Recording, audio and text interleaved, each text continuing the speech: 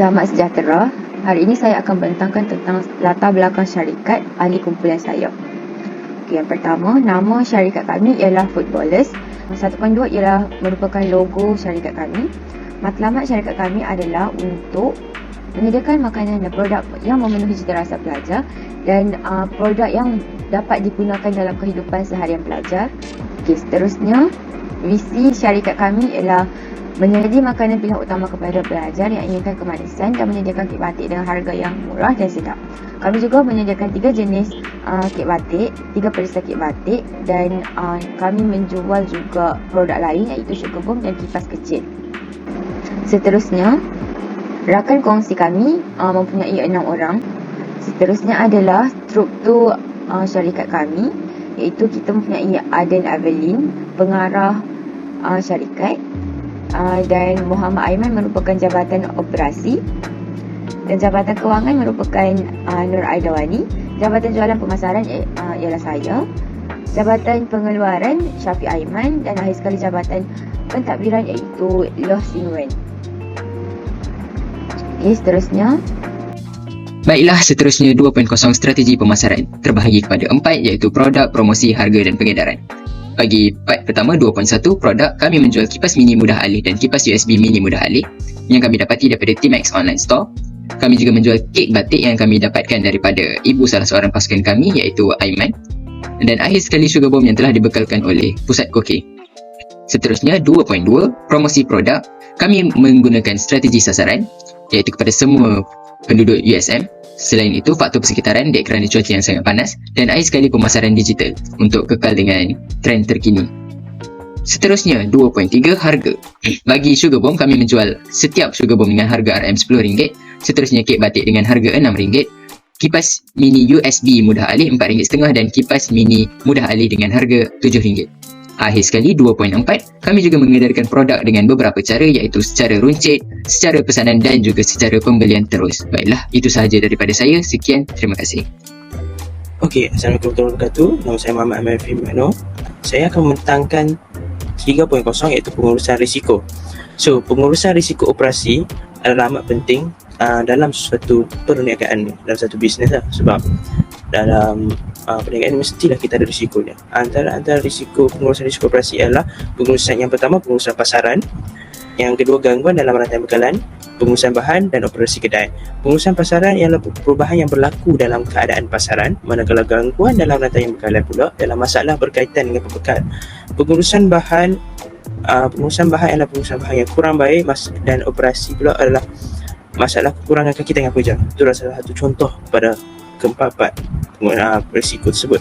Dan langkah-langkah yang diambil untuk mengelakkan risiko di atas ialah mengurangkan ketergantungan pada satu pasaran dan juga melaksanakan perjanjian yang rasmi dengan pihak pembekal.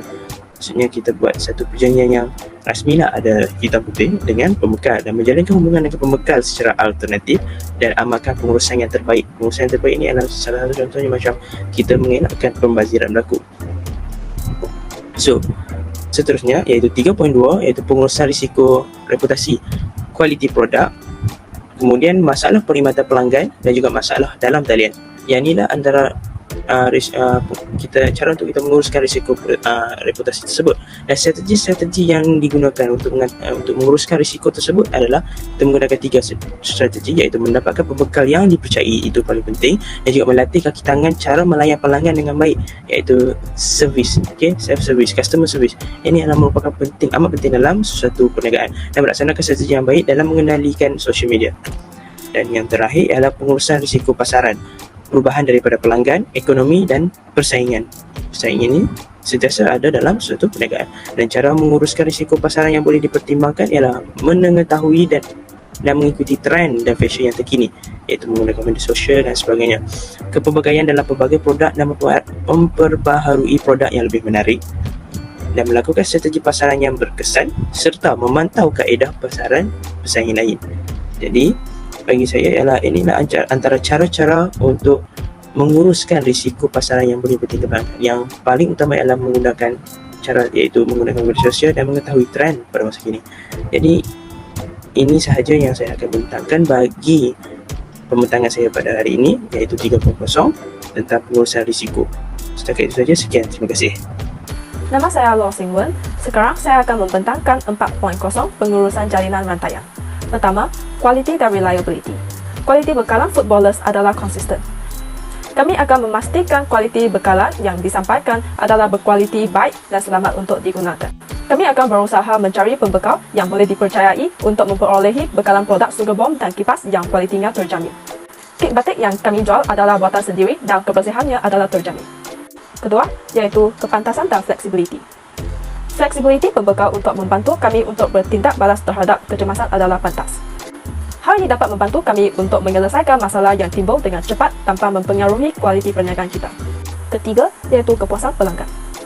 Kami berusaha untuk memastikan kepuasan pelanggan kami dengan memberikan perkhidmatan yang baik dan menyediakan bekalan produk yang berkualiti tinggi. Kami akan menjaminkan konsistensi produk footballers agar dapat meningkatkan kepercayaan pelanggan kami untuk terus memilih produk footballers.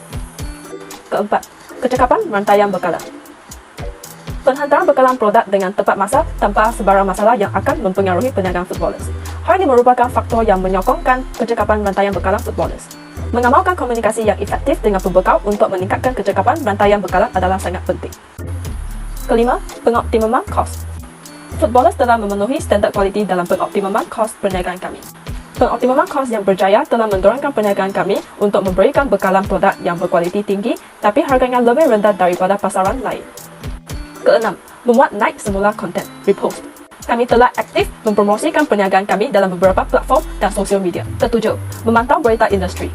Kami akan sentiasa memantau komen-komen maklum balas pelanggan kami atas talian untuk terus meningkatkan kualiti perniagaan kami untuk memudahkan pengurusan pelanggan kami. Dan seterusnya adalah 5.0 iaitu prestasi syarikat. Yang pertama adalah penjualan sugar bomb air freshener yang kami dapati daripada pusat kokek. Modal yang telah kami gunakan untuk membeli sugar bomb ini adalah sebanyak RM112.50 dan keuntungan kasar yang telah kami peroleh ialah sebanyak RM37.50. Untuk 5.1 iaitu kos lain-lain sebanyak RM12.90 yang telah kami gunakan untuk membeli item tambahan seperti buku resit, kertas warna dan termasuklah juga shipping fee untuk minifan yang kami beli daripada Shopee.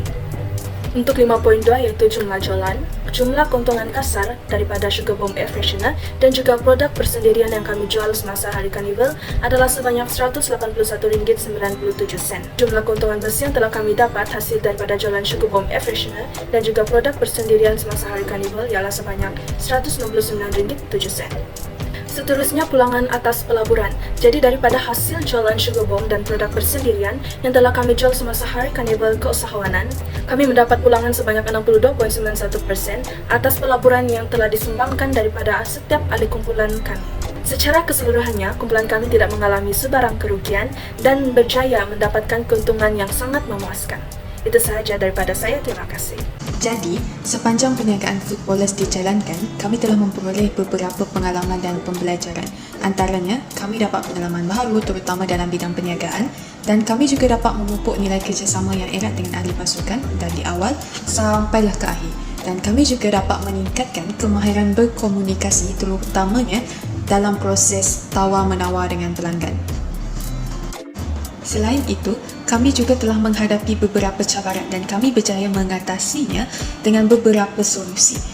Antara cabarannya, kami mempunyai kekangan masa untuk menguruskan perniagaan, iaitu terdapat ahli yang terpaksa menghadiri kuliah dan terpaksa menjalani peperiksaan pada masa yang sama. Solusinya, ketua kumpulan kami telah menyediakan jadual bertugas yang telah dipersetujui oleh ahli-ahli yang lain. Jadi cabaran yang seterusnya, wujudnya persaingan dari segi produk jualan yang hampir sama dan lokasi jualan yang kurang strategik. Jadi kami mengatasinya dengan menggunakan kaedah seperti promosi di pelbagai platform dan menggunakan kaedah demonstrasi.